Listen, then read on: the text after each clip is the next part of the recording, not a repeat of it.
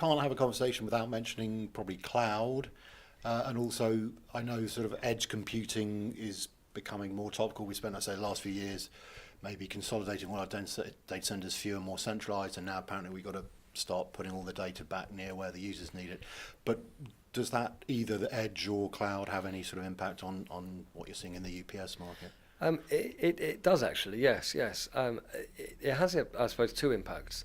You look at the cloud data centers, you look at the edge data centers, you look at, there's a larger application. Everything that we're doing nowadays, every single action that we take is backed up on a computer somewhere. Every photograph we've taken is multiply backed up on a computer, in a server, in a major data center. So there's continuously development in that area. New data centers popping up, taking that data that we've sort of made, the co-location, you look at, say, a smaller organisation who have decided that they want a more resilient data centre. They can't afford it in their own property, so therefore they go to an edge, they go to a colo type data centre, and they put their data in there. So that's the first knock on. Larger applications, so more data center installations on the larger side.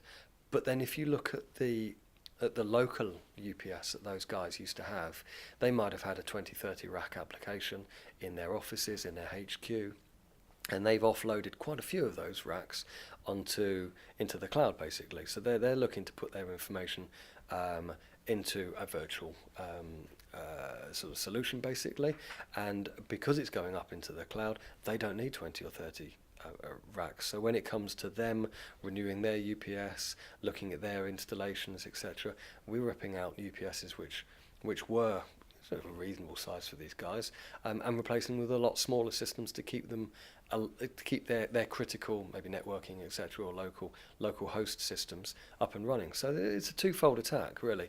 You're finding that there's larger applications in the market going on, but also downsizing on the local applications as well.